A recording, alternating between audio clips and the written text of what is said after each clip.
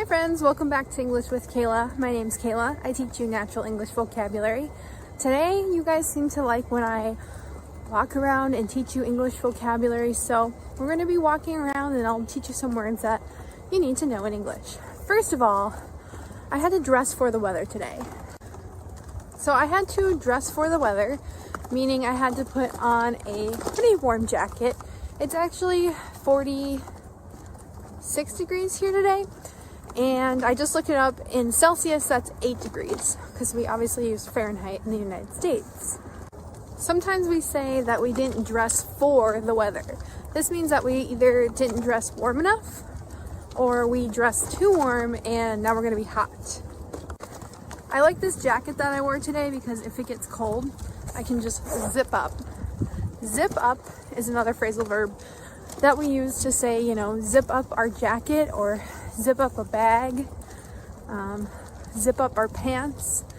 It just means to pull the zipper up.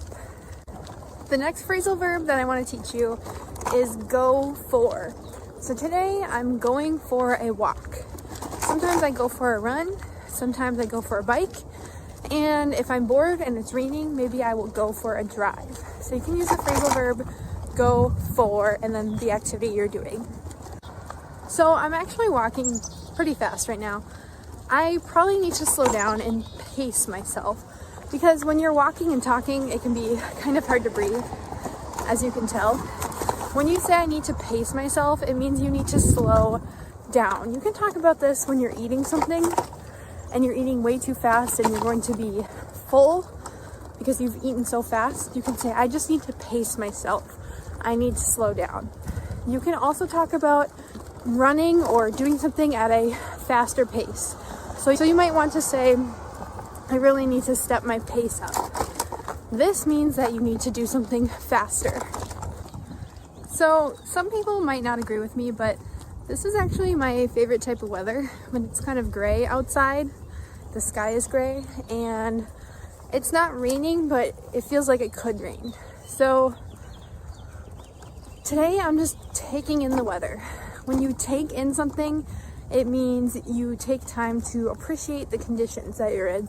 So sometimes if we're standing watching a beautiful sunset and we're not talking, we're not looking at our phone, we're not doing anything else except just staring off at the sunset, we can say we are taking it in. All right, we're picking up the pace now. This means we're speeding up because I am actually trying to kind of work out right now. It's my exercise time. I don't have a lot of time in the day to do this, so we've got to make it count. So we are starting to heat up now. When you're in a workout and you are starting to get hot, you're starting to sweat and you're starting to feel good, you can say, okay, I'm really heating up now. Also, we use this term in basketball and other sports when you have made a bunch of shots consecutively, or scored a few goals in a row. You can say, wow, I'm really heating up. The opposite of heating up would be to cool down. And then at the end of your workout, when you want to kind of start to relax, you can say, I'm going to cool down now. All right, the walk is starting to get more challenging, and it is totally uphill. You can describe a route that you're walking on as uphill. That means it's literally walking up a hill. It's very steep. There is an incline.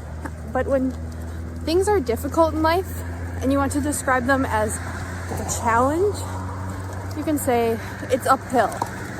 So for me, when I went to college, it was really challenging. And it was like an uphill battle, is what we sometimes say.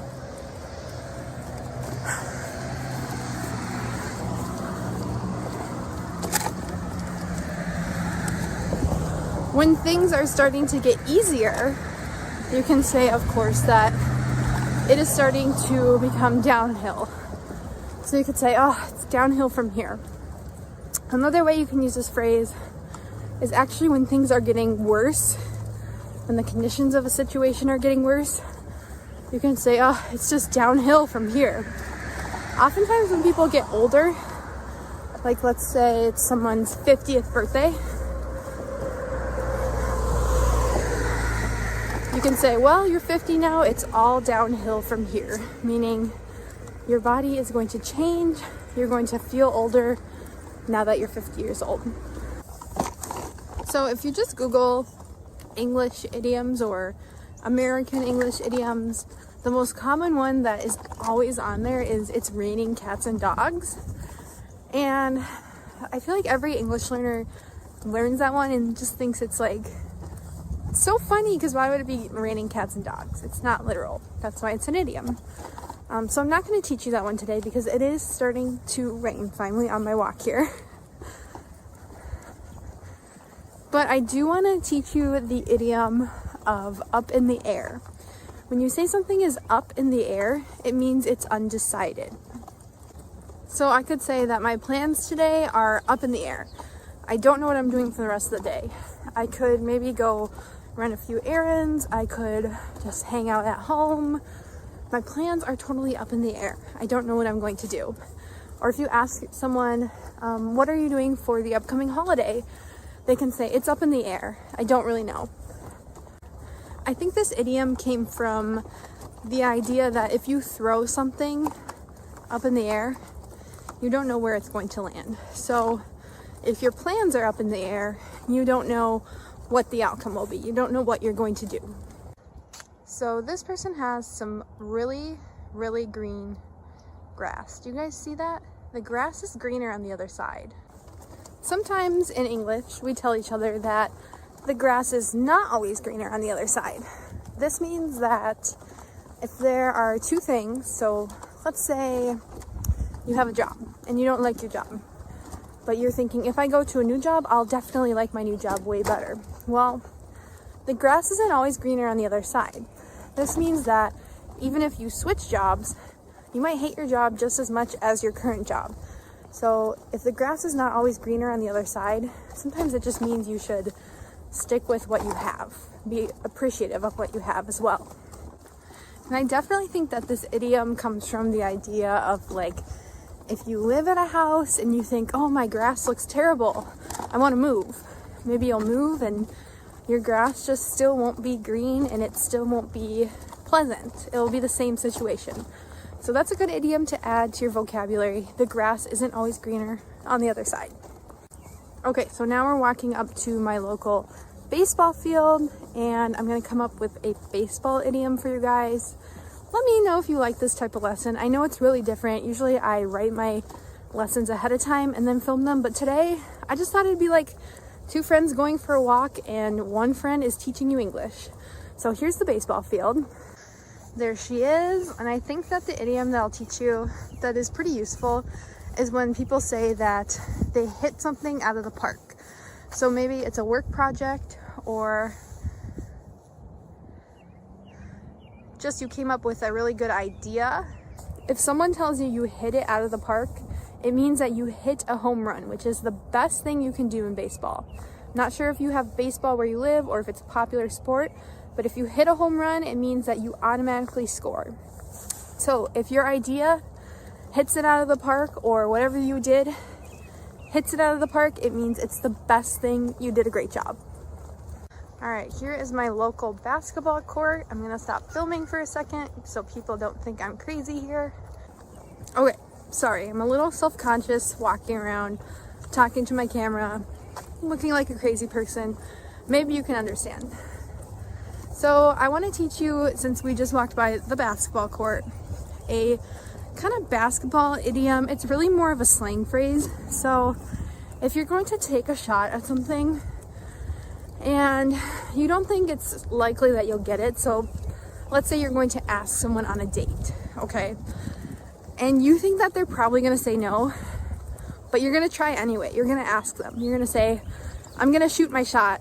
So this means I'm just going to try it. If you don't shoot your shot, like in basketball, oh, there's another basketball hoop, you won't score. So in life, sometimes you just got to shoot your shot. Now I've got some lovely ducks I can show you guys. Oh, goodbye, ducks.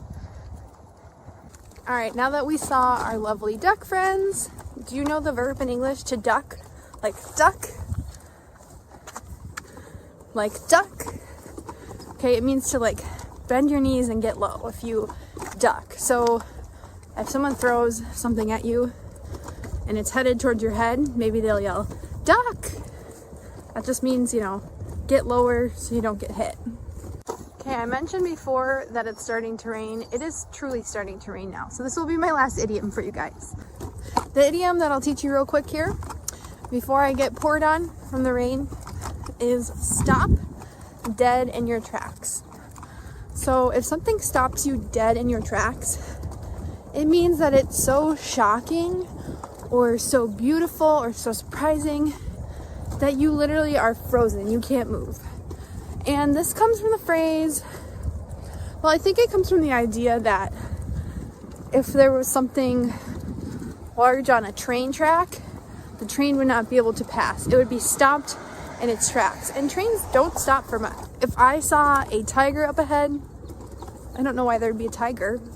That would be really surprising. So it would stop me dead in my tracks. So next time something surprises you or scares you, or maybe you'll just hear someone say this phrase, if something stops you dead in your tracks, it means you're like dead. You can't move because you're so surprised or scared or shocked. You have a lot of emotions. Thanks again, guys, for watching this lesson. I know it was really impromptu. Again, comment down below if you like a lesson that's a walk and talk like this. I'll make more for sure. And make sure to subscribe, like this video, follow me on Instagram at English with Kayla, and best of luck studying English.